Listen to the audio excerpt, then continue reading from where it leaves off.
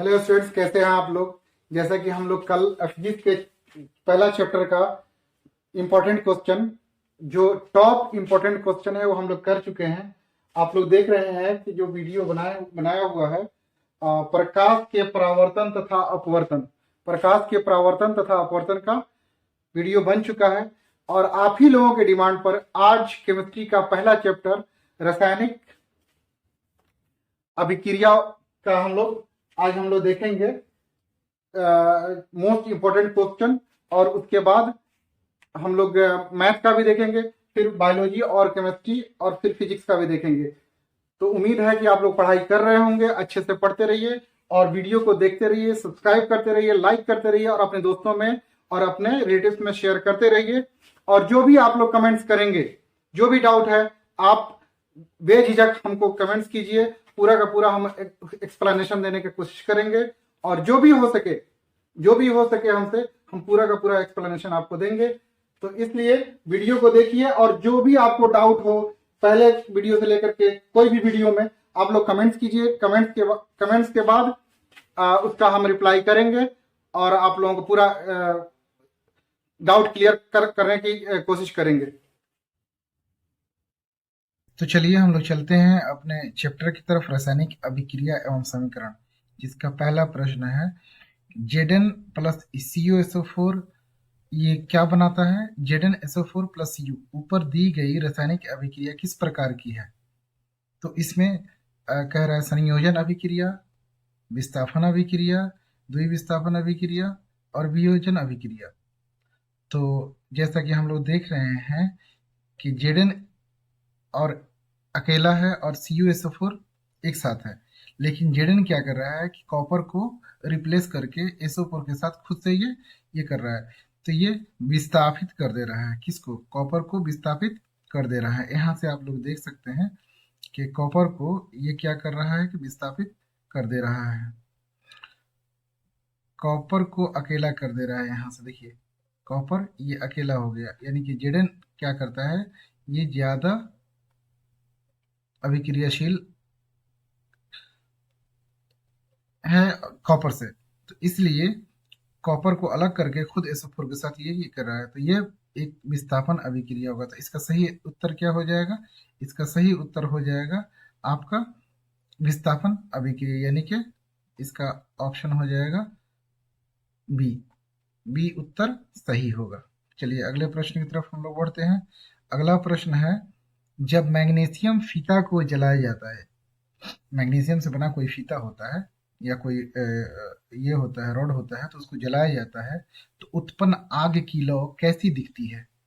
उससे उत्पन्न जो लौ होती है, यानी जो जो उससे निकलता है आग, वो कैसा दिखेगा, पीला दिखेगा, नीला दिखेगा या चमकीला उजला दिखेगा या लाल दिखेगा। तो इसका सही उत्तर हो जाएगा ऑप्शन नंबर सी, चमकीला उजला, यानी सफेद चमकीला दिखेगा।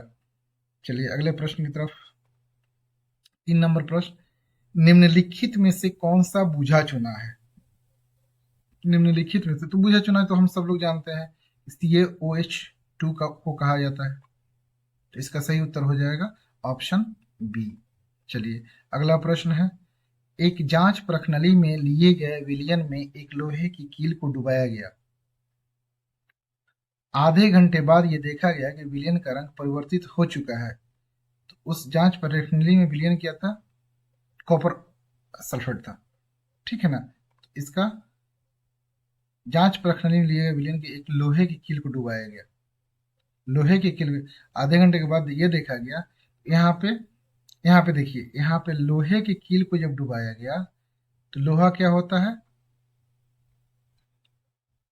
फेरस होता है, ठीक है ना, फेरस Fe होता है, ठीक है, लोहा Fe होता है। और किसमें डुबाया गया, लोहे की कील में डुबाया गया। आधे घंटे में देखा गया विलयन का रंग परिवर्तित है। उस प्रश्नावली में क्या था, तो फेरस को कौन रिप्लेस करेगा, कॉपर रिप्लेस करेगा, एल्यूमिनियम तो नहीं करेगा, जिंक भी नहीं करेगा, तो ये कॉपर ही रिप्लेस करेगा। तो इसका सही उत्तर हो जाएगा आपका CuSO4। तो क्या था, विलयन, विलयन था कॉपर सल्फेट का विलयन था। क्लियर है। चलिए अगला प्रश्न है आपके सामने। Na2SO4 को बेरियम क्लोराइड के साथ रिएक्शन कराया गया।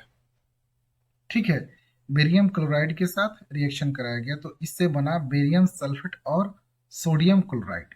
सोडियम सल्फेट को बेरियम क्लोराइड के साथ रिएक्शन जब कराया गया तो ये क्या किया, देखिए यहाँ पे सही आंसर है द्विविस्थापन।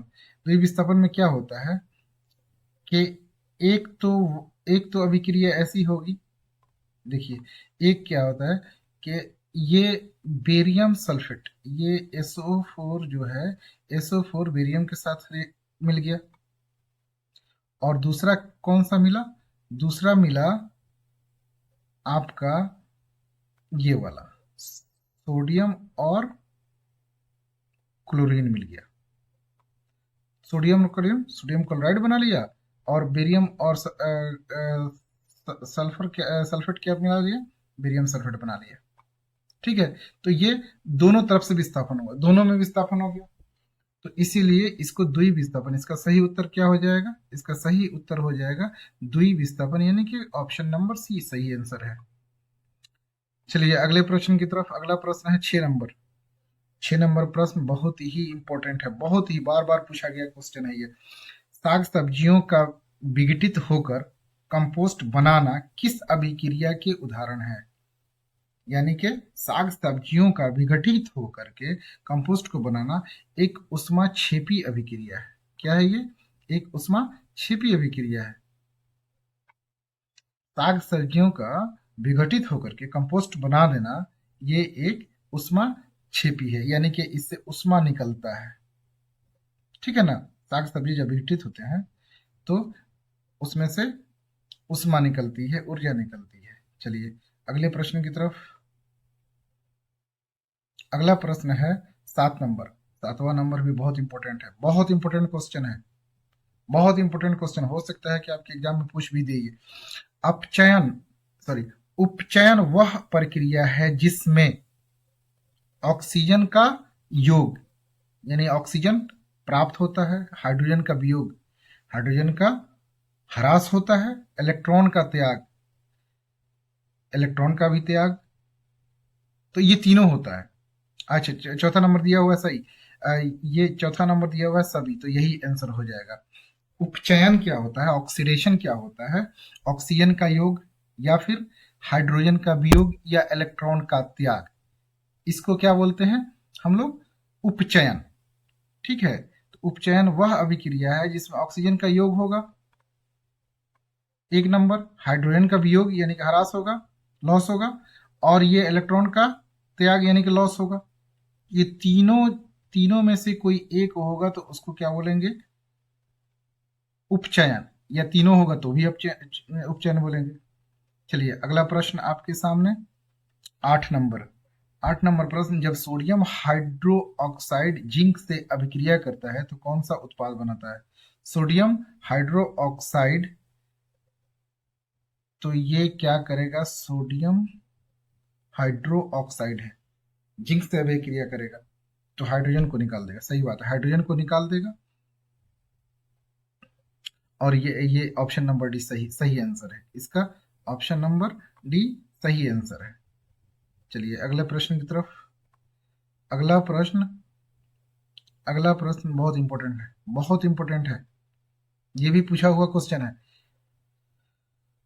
Copper oxide plus H2 is equal to copper plus H2, यानी कि ऑक्सीजन निकल गया यानी कि ऑक्सीजन का निकल जाना, और कॉपर के ऑक्सीडेशन नंबर को ये 0 कर देना है। यहाँ पे कॉपर का ऑक्सीडेशन नंबर +2 था, यहाँ पे +2 था, और इसको क्या कर दिया, यहाँ पे 0 कर दिया, यानी कि इलेक्ट्रॉन का क्या कर दिया,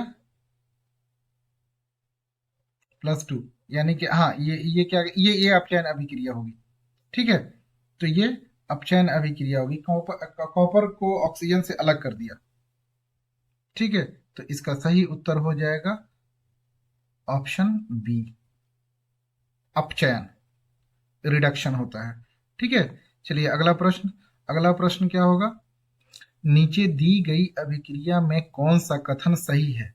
यानी कि कॉपर प्लस ऑक्सीजन क्या बनाएगा? Copper oxide. ठीक है ना? तो ये कॉपर का ऑक्सीकरण कर रहा है।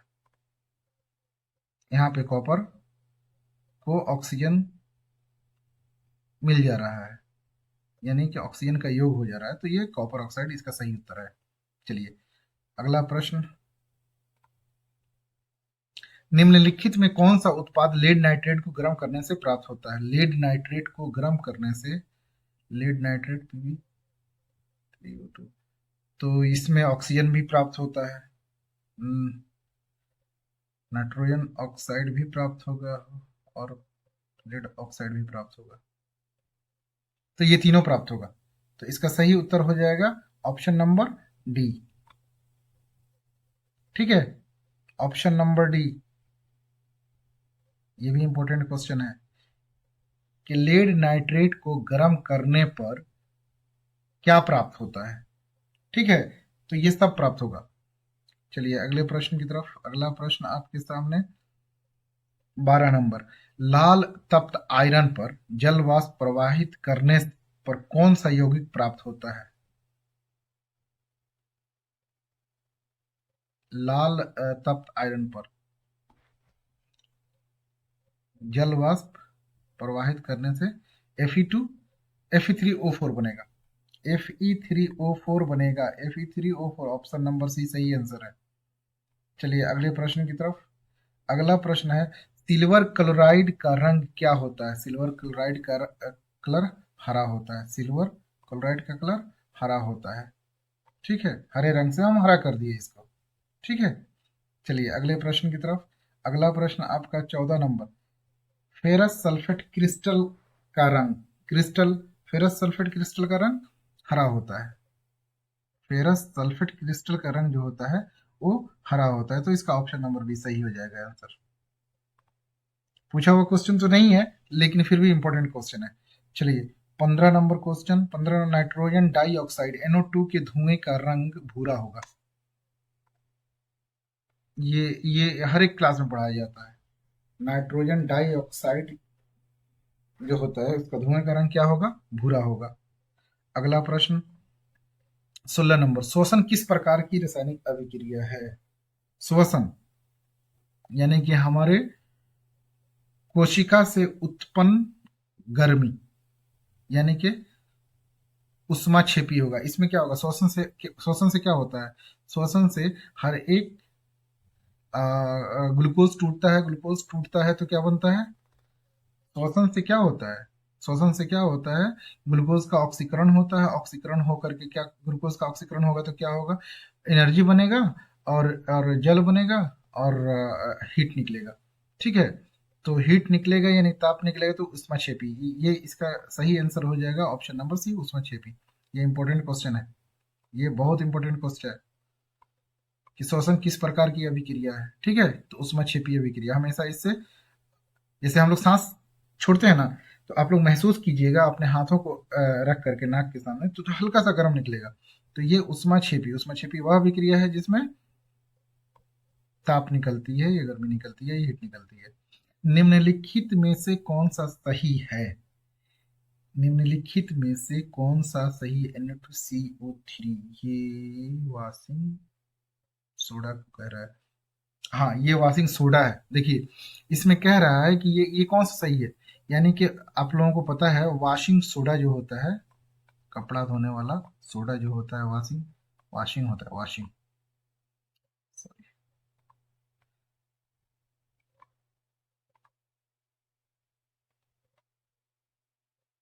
वॉशिंग सोडा होता है, जो वॉशिंग सोडा हम लोग जो यूज करते हैं, वॉशिंग सोडा, उसका केमिकल फॉर्मूला क्या होता है वॉशिंग सोडा का?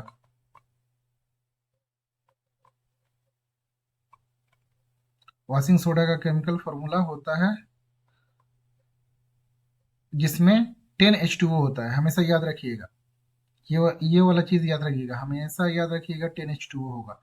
Na2CO3 तो होगा ही होगा, देखिए देखिए सब में है, Na2CO3 सब में है, सब में है, Na2CO3 सब में है, लेकिन यहाँ पे सिर्फ H2O का ये नंबर वेरी कर रहा है, इसमें 5 है, इसमें 10 है, इसमें 7 है, इसमें 2 है।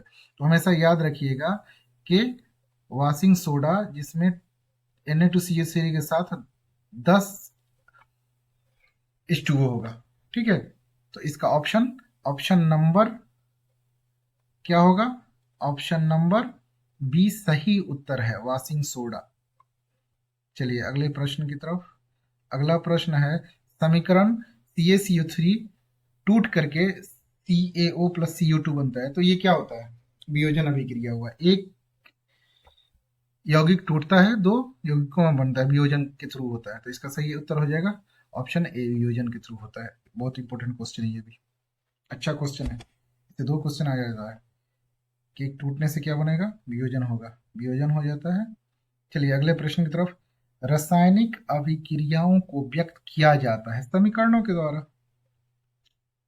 रासायनिक अभिक्रियाओं को संतुलित समीकरणों के द्वारा क्या किया जाता है? व्यक्त किया जाता है। चलिए अगले प्रश्न की तरफ। अगला प्रश्न है 20 नंबर। 20वां प्रश्न है, समीकरण के बाएं और दाएं दोनों ओर प्रत्येक प्रकार के परमाणुओं की संख्या समान होती है, यह समीकरण संतुलित होगी। यह समीकरण क्या होगी? संतुलित होगी, बाएं और दाएं। यानी कि कह रहा है, ये तीर हम लोग मारते हैं ना, तो इधर जो है परमाणु की संख्या और इधर परमाणु की संख्या जब दोनों बराबर होगी, इधर वाली और इधर वाली, बाएं और दाएं, तो ये संतुलित समीकरण होगा। क्लियर है? क्लियर है। तो चलिए अगला प्रश्न की तरफ। अगला प्रश्न है आपके सामने, निम्नलिखित में कौन समीकरण असंतुलित है? ये हमको लग रहा है एक दो बार पूछा हुआ क्वेश्चन है, एक दो बार पूछा हुआ क्वेश्चन है।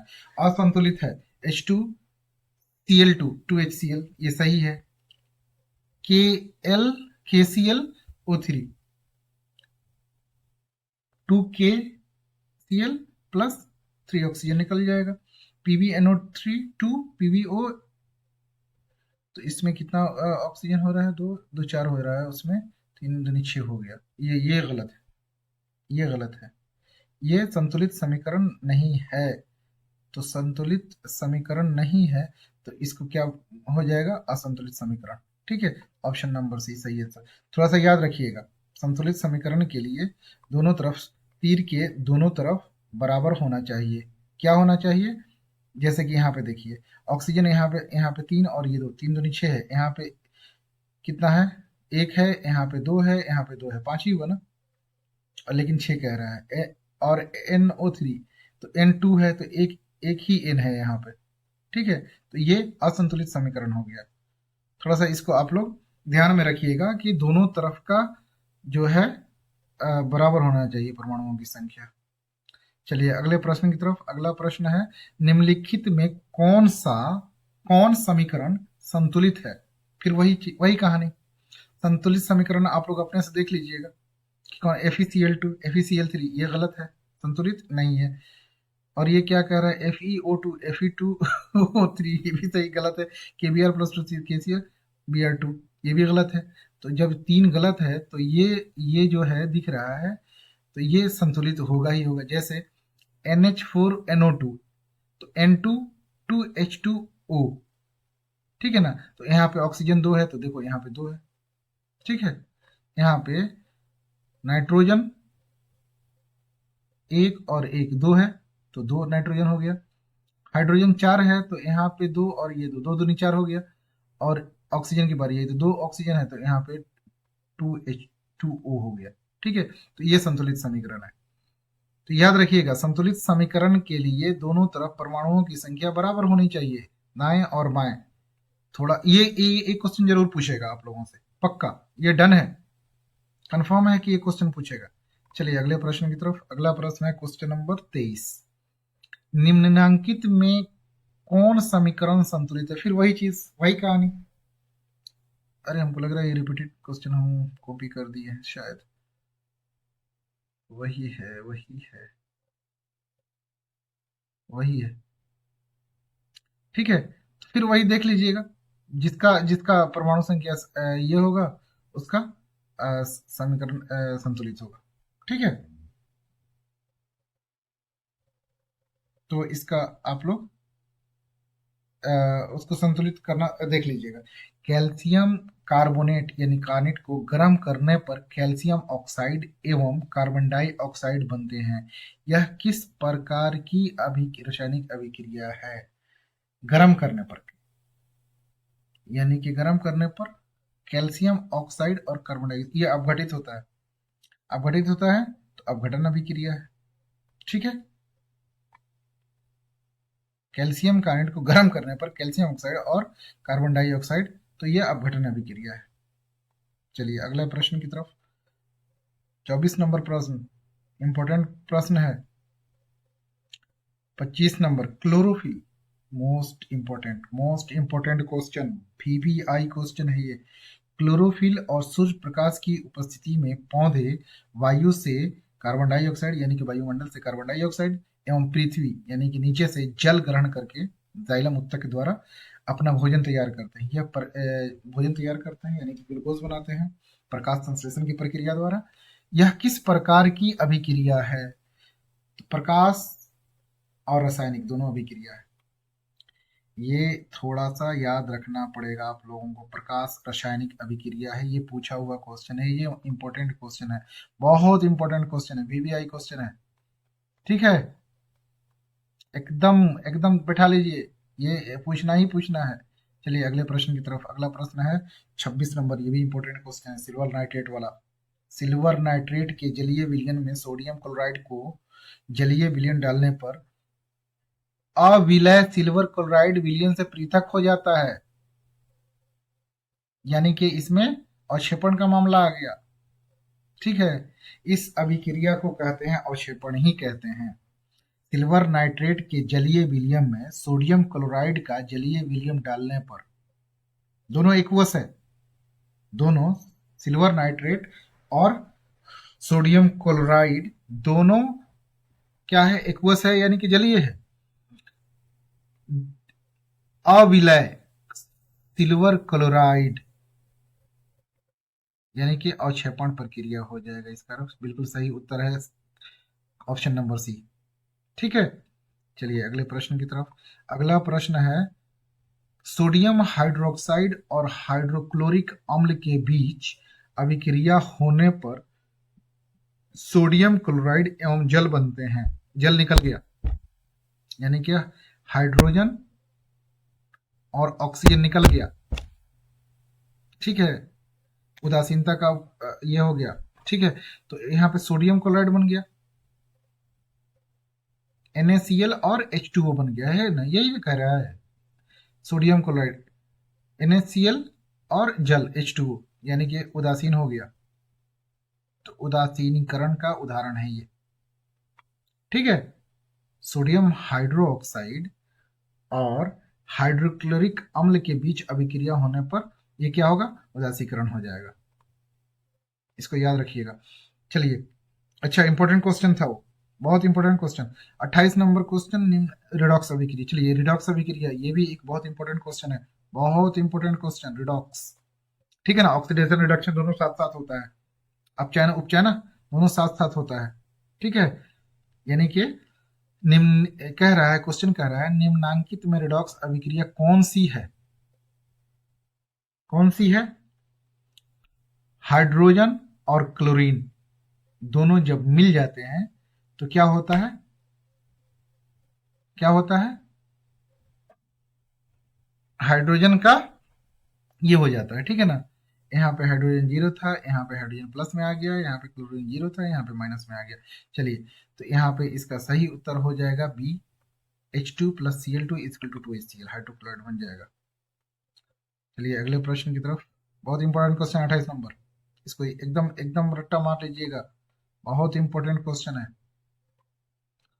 ठीक है, चलिए अगले प्रश्न की तरफ। अगला प्रश्न आपके सामने 29 नंबर, निम्नांकित में रिडॉक्स अभिक्रिया कौन है? हाँ, इसमें भी उपचयन और अपचयन दोनों प्रक्रिया किसमें होगी? तो Mn2O2 और 4HCl, ठीक है ना, MnCl2 बन जाएगा, यानी कि ऑक्सीजन यहां से अलग हो गया और फिर जल निकला और क्लोरीन निकल गया। चलिए, यही यही है उसका सही उत्तर, यानी कि ऑप्शन नंबर डी। देख लीजिएगा आप लोग। ठीक है, 29 नंबर क्वेश्चन। हालांकि इतना भारी नहीं देगा, जैसे कि ऊपर वाला था जो क्वेश्चन वैसा ही देगा, जैसे कि 28 नंबर ये वाला, 28 नंबर। तो ये ऐसा दे सकता है आप लोगों को रिडॉक्स रिएक्शन के लिए, इतना बड़ा तो नहीं देगा और नहीं देना भी चाहिए।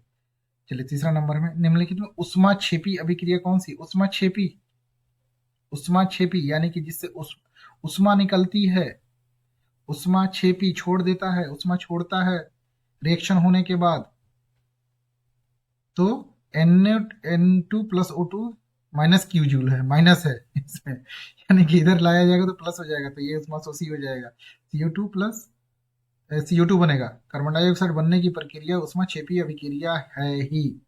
ठीक है, और इसमें इसमें तो लग ही रहा है, प्लस है, H2 और I2 करके प्लस में दिखा रहा है, तो इसमें तो लग रहा है, तो इसमें शोषी हो जाएगा ये।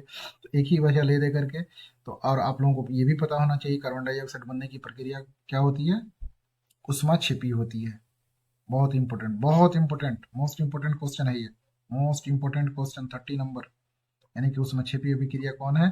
तो कार्बन डाइऑक्साइड की बनने की प्रक्रिया उष्मा छिपी अभिक्रिया है। चलिए अगले प्रश्न की तरफ, अगले प्रश्न की तरफ हम लोग बढ़ते हैं। अगला प्रश्न है, निम्नलिखित में कौन सा ऑक्सीकारक है? ऑक्सीकारक यानी कि ऑक्सीजन है, O2 है। ठीक है, ऑक्सीकारक O2 है। चलिए अगले प्रश्न की तरफ।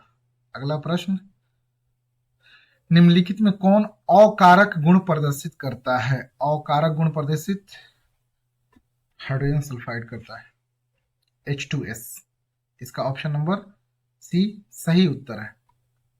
चलिए अगले प्रश्न की तरफ। अगर किसी को, किसी भी स्टूडेंट्स को अगर समझ में ना आए कि ये कैसे हुआ, ये रिएक्शन कैसे हुआ, ये फिर ये गुण कैसे हुआ, या फिर ये प्रश्न कैसे सोल्व किया गया है, कैसे हल किया गया है, तो प्लीज हमको कमेंट्स में जरूर बताएं। और कमेंट्स करने के ये बताएं कि सर ये ऐसे ऐसे कैसे हुआ, तो उसका हम सही से रिप्लाई करेंगे, फिर आप लोग समझ जाएंगे। चलिए अगले प्रश्न की तरफ।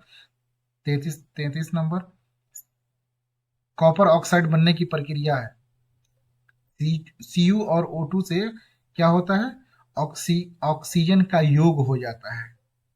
यहाँ पे देखिए, कॉपर अकेला है, यहाँ पे ऑक्सीजन अकेला है, ऑक्सीजन जा करके इसको मिल गया, क्या हो गया? ऑक्सीजन का योग हो गया। तो ऑक्सीजन का योग हो गया तो CuO बन गया, कॉपर ऑक्साइड बन गया। कॉपर ऑक्साइड बनने की प्रक्रिया ऑक्सीकरण की अभिक्रिया। तो इसका सही उत्तर क्या हो जाएगा? ऑक्सीकरण। ठीक है, ठीक है, यहाँ पे कॉपर अकेला, ऑक्सीजन अकेला, ऑक्सीजन मिल जाने की, ऑक्सीजन का योग को क्या बोलते हैं? हम लोग पहले पहला ही क्वेश्चन देखे थे, ऑक्सीजन के मिलने की प्रक्रिया जो होती है, ऑक्सीजन किसी को मिल जाता है तो ऑक्सीकरण कर दे, ऑक्सीकरण हो जाता है उसका। ठीक है, तो ये ऑक्सीकरण का एक एग्जाम्पल है, उदाहरण है। चलिए अगले प्रश्न की तरफ। अगला प्रश्न है, अभिक्रिया Fe2O3 प्लस A2Al। तो Al2O3 प्लस Fe को निकाल दिया, निकाल दिया, विस्थापन उसका स्थान को खत्म कर दिया, उसके स्थान को, यानी कि फेरस ऑक्साइड को क्या कर दिया? फेरस को यहां से निकाल दिया। देखिए कितने अच्छी क्वेश्चन है ये। फेरस क्या था? ऑक्सीजन के साथ था। ठीक है, ऑक्सीजन के साथ था, तो Al क्या किया कि Al क्या अपने जाकर के खुद ऑक्सीजन के साथ बैठ गया और फेरस को अकेला कर दिया, यानी कि इसका, इसके स्थान को अलग कर दिया। तो इसका सही उत्तर हो जाएगा विस्थापन अभिक्रिया। क्लियर है? क्लियर होना भी चाहिए। देखिए Fe ऑक्सीजन के साथ है, एल अकेला है, एल क्या किया? फेरस को अकेला कर दिया और अपने जाकर के ऑक्सीजन के साथ बैठ गया, तो ये विस्थापन अभिक्रिया हो जाएगा। ठीक है, चलिए अगले प्रश्न की तरफ। अगला प्रश्न है 35 नंबर। 35 नंबर क्वेश्चन बहुत इंपॉर्टेंट क्वेश्चन है, बहुत इंपॉर्टेंट। यानी कि कॉपर ऑक्साइड क्या हो गया? हाइड्रोजन के जब संपर्क में आया, तो ये हाइड्रोजन के जब संपर्क में आया तो ऑक्सीजन और हाइड्रोजन मिल गया और कॉपर को अलग कर दिया। तो कॉपर का क्या कर दिया? यानी कि इससे हाइड्रोजन क्या किया कि कॉपर को से ऑक्सीजन को छीन लिया, तो ऑक्सीजन यहां से निकल गया। ऑक्सीजन निकलने की प्रक्रिया, यानी कि ऑक्सीजन का योग नहीं हुआ, नहीं हुआ तो ये क्या हो गया, ये हो गया रिडक्शन रिएक्शन, यानी कि ये अपचयन अभिक्रिया हो जाएगा इसका। यहाँ पे उपचयन उपचयन उपचयन अपचयन, यहाँ पे डी, ऑप्शन नंबर डी। ठीक है, तो यहाँ पे ये यही थोड़ा थोड़ा देखना है आप लोगों को कि कॉपर के साथ ऑक्सीजन था, तो कॉपर को ऑक्सीजन मिला हुआ था, लेकिन जैसे हाइड्रोजन इसके संपर्क में आया तो कॉपर को अकेला कर दिया और अपने साथ लेके भगा के लेके चला गया। बहुत बेहुदा है यह हाइड्रोजन। तो क्या किया, इसको इसको क्या किया, रिड्यूस कर दिया, यानी कि रिडक्शन कर दिया इसका, यानी कि अपचयन अभिक्रिया हो गया। चलिए अगला प्रश्न 36 नंबर, अभिक्रिया PbO प्लस C, तो ये CO2 बना दिया। ठीक है ना, तो यानी कि लेड का, यानी कि लेड जो है, लेड यानी कि सीसा, लेड का, लेड ऑक्साइड कार्बन के जैसे संपर्क में आया तो क्या हो गया, लेड अलग हो गया और कार्बन डाइऑक्साइड बन गया। तो क्या हुआ इसका आंसर, सीसा अपचयित हो रहा है, सीसा अपचयित हो रहा है, सही बात है। कार्बन डाइऑक्साइड अपचयित हो रहा है, उपचयित हो रहा है, ये भी बात सही है, दोनों ए भी सही है, बी भी सही है। तीसरा नंबर क्या है कि लेड यानी कि सीसा ऑक्साइड अपचयित हो रहा है, हाँ, यानी कि PbO ये अपचयित हो रहा है, इसका इसका क्या हो रहा है, अपचयन हो रहा है, ये ठीक है। एवं कार्बन उपचयित हो रहा है, यहाँ कार्बन अकेला है ना, तो कार्बन को क्या मिल गया, ऑक्सीजन, तो ऑक्सीजन जिसको मिलता है उसको क्या बोलते हैं, उपचयित हो जाता है। तो कार्बन क्या हो रहा है, कार्बन उपचयित हो रहा है, इनमें से कोई भी नहीं, नहीं, यही सही उत्तर है। क्या उत्तर होगा, सी नंबर, ये। अच्छा, बहुत बहुत बहुत महत्वपूर्ण प्रश्न, बहुत महत्वपूर्ण प्रश्न और बहुत समझने वाला प्रश्न भी है कि लेड ऑक्साइड जो है इसका रिडक्शन हो रहा है और कार्बन का ऑक्सीडेशन हो रहा है, यानी कि लेड ऑक्साइड जो है अपचयित हो रहा है और कार्बन उपचयित हो रहा है। चलिए, क्लियर है, क्लियर होना भी चाहिए आप लोगों के लिए। चलिए 37 नंबर, अभिक्रिया CuO प्लस H2, वही है, हमको लग रहा है कि डबल हो गया है ये। कॉपर ऑक्साइड, कॉपर अलग हो गया और हाइड्रोजन ऑक्सीजन को भगा के लेके चला गया, तो क्या अलग हो गया, जब भगा के लेके चला गया तो इसका अपचयन हो जाएगा, ऑप्शन नंबर ए सही आंसर हो जाएगा। चलिए अगला प्रश्न, AB प्लस CD क्या बनाएगा, AD प्लस CD। देखिए ये एक सूत्र भी है, ये एक सूत्र भी है, ये हाँ, द्विविस्थापन का ये सूत्र भी है, उभय विस्थापन या द्विविस्थापन। ठीक है ना, ए जो है वो डी के पास चला जाएगा और बी जो है सी के पास चला जाएगा। ठीक है, तो ये द्विविस्थापन यानी कि उभय विस्थापन की अभिक्रिया, इसका ये सूत्र भी है, सूत्र भी याद रखिएगा, यही सूत्र है, सही में सूत्र यही है और इसको याद रखिएगा आप लोग, द्विविस्थापन या उभय विस्थापन की। चलिए अगला प्रश्न 39 नंबर, दूध से दही का बनना, दूध से दही का बनना, लैक्टोज से लैक्टिक एसिड का बनना, तो क्या करता है, ये रासायनिक अभिक्रिया है। लैक्टोज से लैक्टिक एसिड का बनना ये एक रासायनिक अभिक्रिया है, लैक्टोबैसिलस जीवाणु बनाता है, उसका नाम क्या है, लैक्टोबैसिलस, लैक्टोबैसिलस।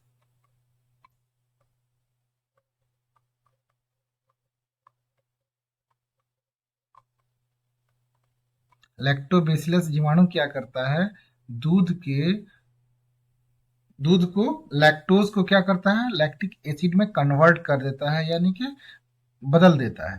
तो दूध से दही का बनना एक रासायनिक अभिक्रिया है। चलिए अगले प्रश्न की तरफ। अगला प्रश्न, रासायनिक अभिक्रिया में भाग लेने वाले पदार्थों को अभिकारक कहते हैं। भाई, रासायनिक अभिक्रिया में भाग लेने वाले पदार्थों को अभिकारक कहते हैं, ऑप्शन नंबर सी सही आंसर है। चलिए अगला प्रश्न, ये एकदम सिंपल स्ट्रेट फॉरवर्ड क्वेश्चन है, वे अभिक्रियाएं जिनमें घटित होने में ऊर्जा अवशोषित होता है, यानी कि ऊर्जा लगता है तब वो अभिक्रिया विघटित होती है या घटित होती है, तो उसको उष्मा शोषी अभिक्रिया कहा जाता है। यानी कि उष्मा को लेकर के कोई ए प्लस बी जो ए बी जो है, मान लीजिए ए बी एक रसायन है, इसमें कुछ उष्मा दीजिएगा, तभी क्या होगा, ये बनाएगा ए प्लस बी। ठीक है, तो इसमें उष्मा लगेगा तब वो अभिक्रिया होगी, तो उसमें इसको बोलते हैं उष्मा शोषी। तो इसका सही उत्तर हो जाएगा डी ऑप्शन, उष्मा शोषी अभिक्रिया। ठीक है, उष्मा शोषी अभिक्रिया उस अभिक्रिया को कहते हैं जिसमें उष्मा लगे तो वो अभिक्रिया हो। चलिए अगले प्रश्न की तरफ। अगला प्रश्न है, कली चूना पर जब जल डाला जाता है तब अभिक्रिया होती है। मत कीजिएगा, हाथ में लेकर के जल मत डालिएगा, नहीं तो हाथ नीचे से गर्म हो जाएगा और ऊपर से फिर हाथ जल जाएगा।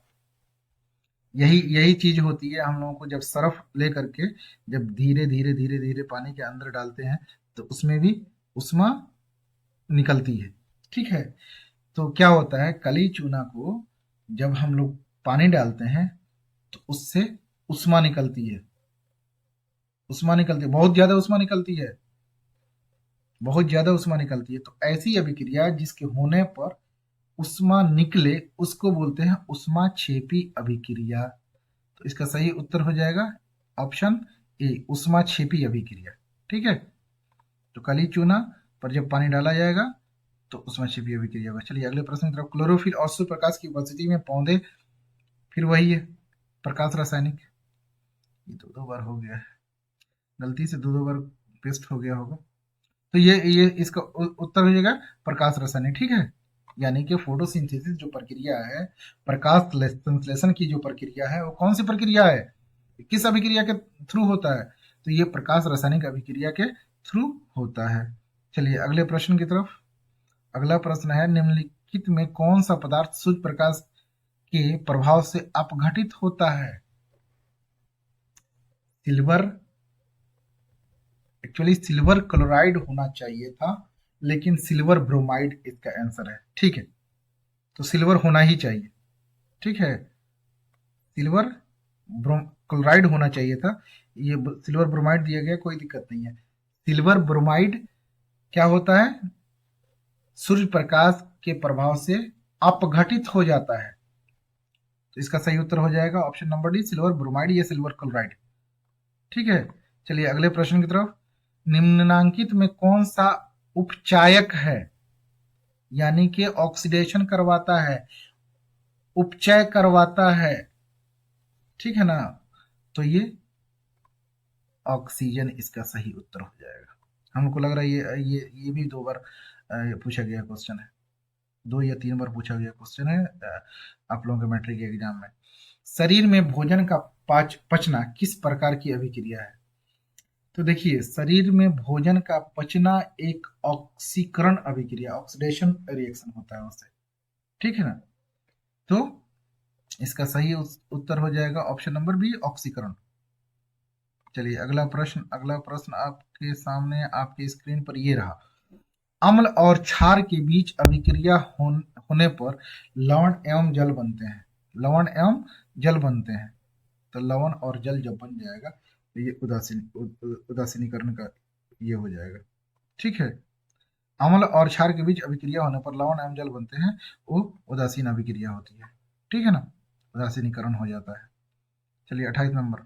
वसा युक्त अथवा तैलीय खाद्य सामग्री को जब लंबे समय तक रखा जाता है तो वह विकृत गंधी हो जाती है। इसका कारण है कि इसका कारण क्या होता है, जब तक वसा का ऑक्सीडेशन नहीं होगा वो विकृत गंधी नहीं हो सकती है ना। तो ऑक्सीकरण यानी कि उपचयन हो जाता है, यानी कि उपचयित हो जाते हैं। तो इसका सही आंसर हो जाएगा उपचयित हो जाता है।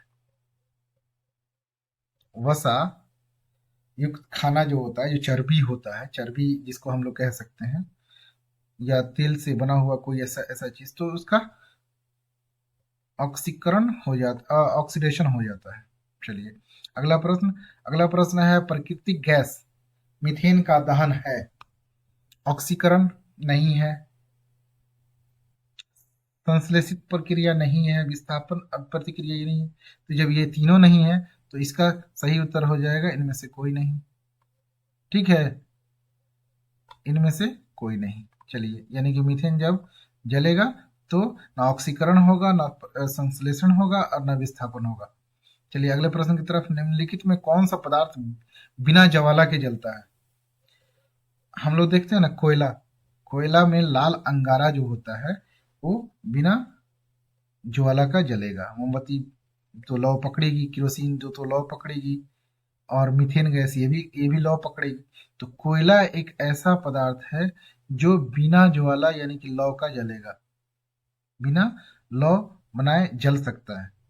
ठीक है, शुरू शुरू में लौ बना लेता है, ज्वाला बना लेता है, लेकिन जब बाद में जब जलने लगता है, जब पूर्ण रूप से जलने लगता है तो उसमें लाल लाल अंगारे जैसा होने लगता है, तो फिर उसका ये बिना ज्वाला का हो जाता है। तो इसका सही उत्तर हो जाएगा कोयला। अगला प्रश्न और आखिरी प्रश्न है,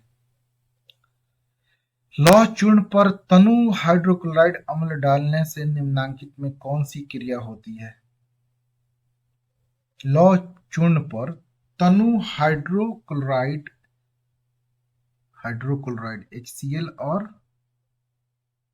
HCl और फेरस, तो फेरस होगा और HCl होगा, तो यहाँ पे फेरस क्लोराइड बना देगा और हाइड्रोजन अलग हो जाएगा। ठीक है, तो ये हाइड्रोजन गैस एवं फेरस क्लोराइड बन जाता है। ठीक है, ये आंसर सही है, तो इसका ऑप्शन नंबर ए सही उत्तर हो जाएगा। चलिए स्टूडेंट्स, आज हम लोग देख लिए